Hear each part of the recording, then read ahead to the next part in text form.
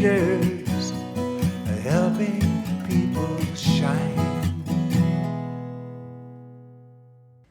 When leaders tell me their teams feel exhausted, the first thing they often say is people just aren't motivated anymore. But motivation is not where energy usually comes from. In fact, waiting for motivation is one of the fastest ways to lose momentum. One of the most effective ways of sustaining energy at work is progress. Real, visible progress. Here's what I mean.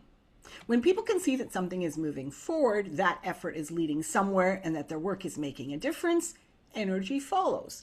When progress is unclear or invisible, energy drains, even if people care deeply about the work. This is why teams can feel burned out even when they're busy. Busyness without progress is exhausting, and it makes sustaining energy at work much harder than it needs to be. The mistake leaders often make is assuming that encouragement or reassurance will solve this. These things matter, but they don't replace momentum. People don't need more cheerleading. They need clearer markers of progress. So here's the action I want you to take. Look at one project your team is currently working on, especially one that feels heavy or slow. Ask yourself this question.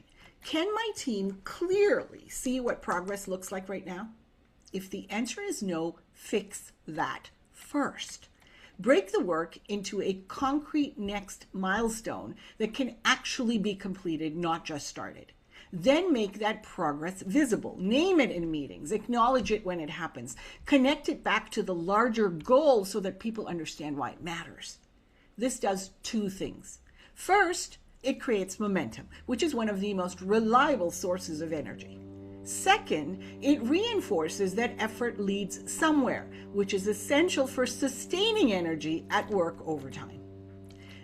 Now, your call to action is simple. This week, I'd like you to identify one stalled or draining piece of work and redesign it around a clear, achievable win.